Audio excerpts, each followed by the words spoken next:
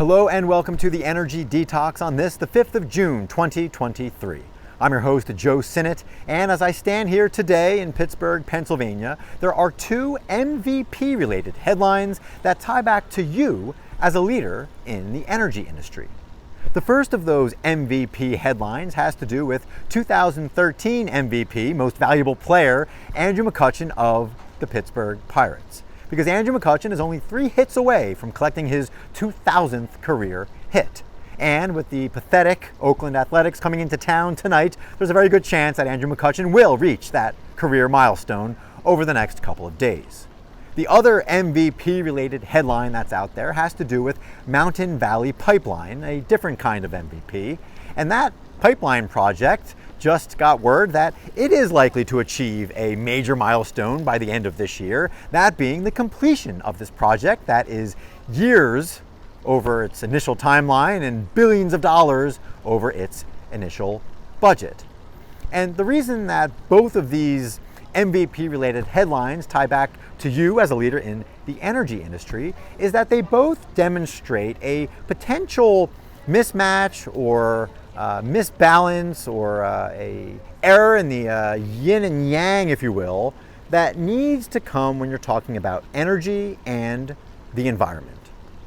And when it comes to the Mountain Valley Pipeline project, it's pretty literal when we're talking about energy and the environment, because the Mountain Valley Pipeline is going to deliver energy from here in the Appalachian region down to the southeastern United States in the form of natural gas.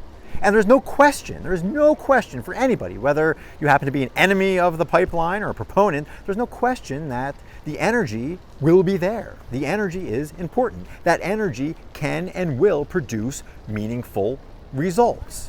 The questions that were raised by some parties had more to do with the environment and the environmental impacts, and a question of whether the Mountain Valley Pipeline would have a net positive impact on the environment or a net negative impact on the environment. Now, certainly here on the Energy Detox, we know that the answer is clear, that Mountain Valley Pipeline and domestic natural gas in general has had and will continue to have a net positive impact on the environment. But that didn't stop some parties, some entities over the years of getting out of whack and neglecting the energy benefits and overemphasizing the potential negative impacts to the environment of a pipeline project. And when things get out of whack like that, people make questionable decisions. Projects get delayed, and even things that have an undeniable net positive impact on all parties involved at the end of the day get delayed. They get set aside. They have lots of enemies against them. And that ties in a more figurative fashion to Andrew McCutchen. Because when it came to Andrew McCutchen, who was traded from the Pirates back at the beginning of 2018, right around the time that MVP was initially beginning construction, well, Andrew McCutchen came back to the Pirates this year, and the decision to bring him back, again, had to do with energy and the environment. And what do I mean by that? Well, unlike Mountain Valley Pipeline, where the energy piece was unquestioned, right? There was no doubt that there was energy there. There was energy that can produce results. When it came to Andrew McCutchen, an aging star, if you will, there was a question of whether he would be able to have the energy that would produce the results in terms of wins for the team. But fortunately for Pirates management, they also recognized that there was an environmental impact, right? And there was no question going into this that Andrew McCutchen would have a positive environmental impact, both in terms of the fan base, fans like me who remember the Andrew McCutchen of 2013 and would be happy to come back and cheer him on if this were to be his final season, which I don't think it's going to be. But again, a positive impact to the environment, a beautiful environment in terms of the ballpark, but bringing back that energy, if you will, even if the energy that he produced on the field wasn't there. Now, as things turned out, of course, he's delivered in both sides of the equation, both the energy and the environmental sides of the equation. The environment, building a clubhouse, being that veteran presence that's allowed future energy, potential energy to flourish, to grow, and to produce wins, which of course the Pirates have been doing over the last couple of days, despite a fairly miserable May. All that being said, what does all this have to do with you? Well, you as a leader, if you're anything like many of the leaders that I've worked with, sometimes struggle to find that balance between an energy focus and an environmental focus. Sometimes things get a little out of whack. Sometimes that yin and yang kind of gets askew, so to speak.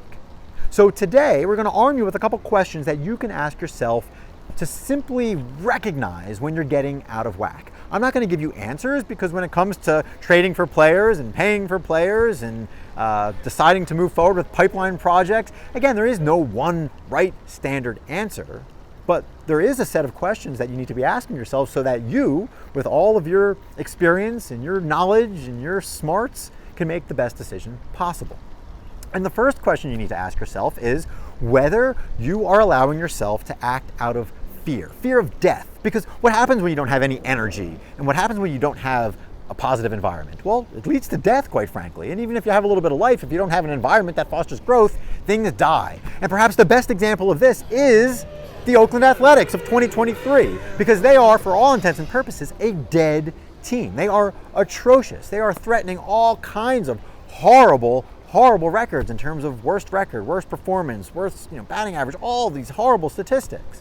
But many leaders that I've worked with, unfortunately, carry with them the sense that they simply want to avoid becoming like the Oakland Athletics for good reason.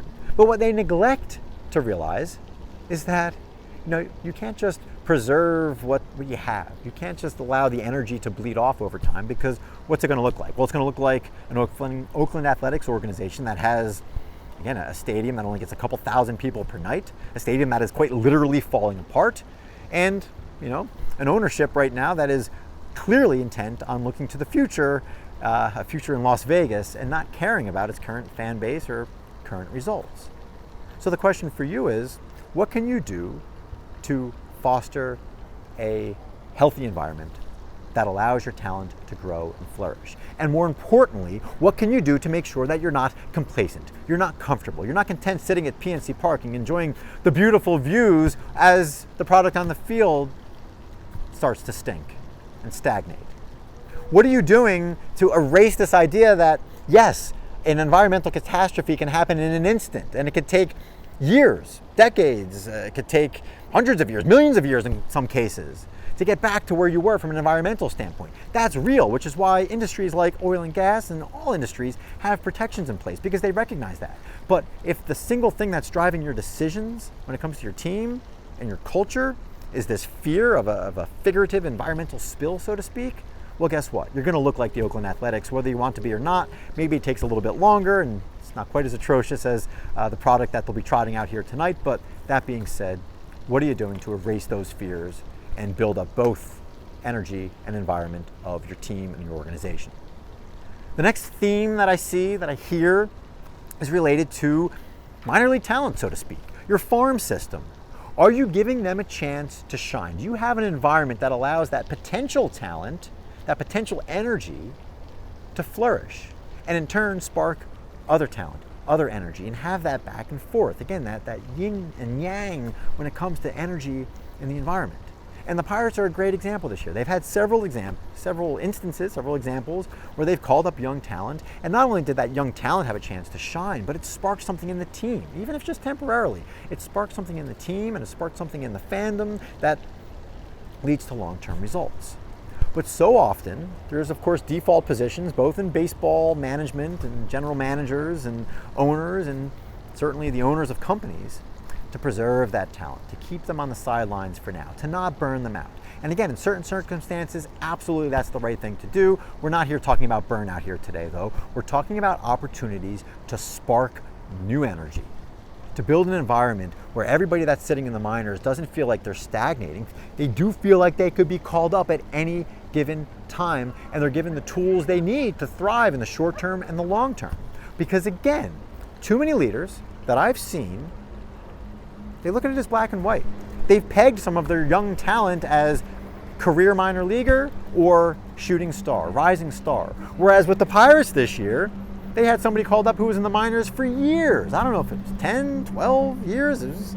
He was there for a while. And guess what? He came up and he sparked the team. Now, you might argue that when he was sent back down, the team kind of floundered throughout the month of May, but that's another story. The question for you is, are you managing your minor league talent, so to speak, your farm system, in a way that makes them feel like at any given time they can be that talent, that spark? Or are they being felt like it's a foregone conclusion that they're just going to kind of drift along and hope that they don't wind up on a team like the 2023 Oakland Athletics? And the third question you want to ask yourself, and this relates to pipeline projects and oil and gas in general, it certainly relates to sports, and that is, what are you doing to control the narrative? What are you doing to control the narrative about what your project is? In the case of baseball, everybody wants to peg certain teams as a rebuilding year, although I think the Oakland Athletics, I think they're well beyond rebuilding. It's probably their own category, but is it a rebuilding year or is it not? Are they going to compete? And the Pirates, again, go through this every single year. But what many leaders within organizations, particularly in oil and gas, fail to do is they fail to one, recognize what narratives are already out there and actually try to debunk that narrative head on, or at least change the language to say, no, this isn't a rebuilding year. We are trying to achieve, championship status. We want to win a World Series. Right now, we think the odds of that happening are maybe only 20%, and we're going to do everything in our power to bump it up to 25% this year. Because if you allow the narrative to only talk about next year, or 2 years out, or 3 years out, as practical and realistic as that is, and again, I listen to enough sports talk to know that that's, again, a common thread of conversation, one that can be nauseating at times, but it's an unnecessary black and white narrative. You can talk about this year in terms of statistical terms, it's baseball statistics, and everything you're doing to improve the odds this year without having to use the word rebuilding and cast aside your current talent. Because what does that do? Well, it says, hey, we don't have the energy this year to succeed, and in turn, you're going to allow your energy to dip. Whereas if you say, hey, look, this is where we're at on energy, but we're going to build an environment where, hey, here are the small wins we're going to do. We're going to build these up. We're not worried about 2013 or 2024, 2025, whatever. We're going to build an environment where we're always building. We're always trying to find new sparks, so to speak. And we're not just content talking about the future. That's the example of a narrative. Same too in oil and gas, right? The narrative about MVP, that it's just some big pipeline project. They're going to ram their way through people's backyards over the course of 300 miles, but it's going to produce jobs. Oh, who cares? Well, guess what? At the end of the day, jobs may not resonate with half the people. How do you control the narrative to say it's not about jobs alone? It's not about cheap and reliable energy alone. It's about long-term prosperity. And hey, guess what? It's actually about the environment. And I'm not saying that hasn't been done, but it's a perfect example of if you want to control the narrative, you hit them where they're at, right? They're worried about the environment. This is an environmental project. Everybody that's working on it essentially are environmentalists. That's controlling the narrative.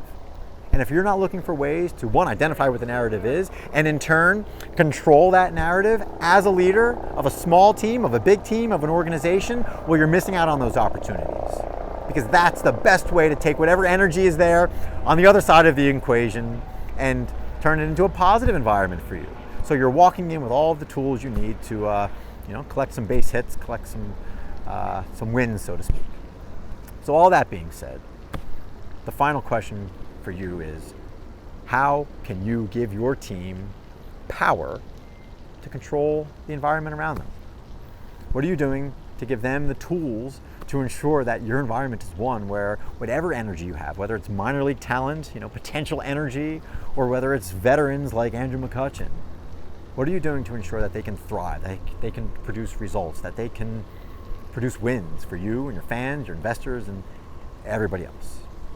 And so with all of that being said, I certainly hope that nothing in this episode jinxes the likelihood of both Andrew McCutchen and Mountain Valley Pipeline completing their milestones. Certainly anything can happen, but all signs point to the 303-mile project for Mountain Valley Pipeline coming to fruition, completion. All signs point to Andrew McCutchen completing his 2000th hit, which interestingly enough is about 57 or 58 miles if you look at the total bases associated with all of his hits. But regardless of whether we're talking hits or runs, hopefully we're talking about positive energy that you can employ to make a difference in yourself, your team, your organization, your community, your fan base, and in the case of Mountain Valley Pipeline, our country. So with that, take care and have a great rest of the day.